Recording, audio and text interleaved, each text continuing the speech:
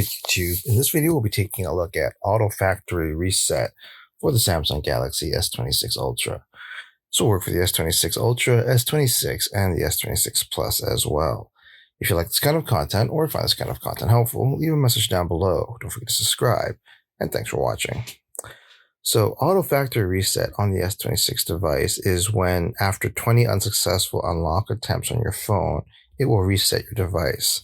You can turn this on or off in your settings. So to get started, what you want to do is jump into your setting. Once you're in your settings, you want to scroll down and you want to look for lock screen and AOD. And then from there, what you want to do is scroll down and look for secure lock settings. And then from there, what you want to do is hit secure lock setting.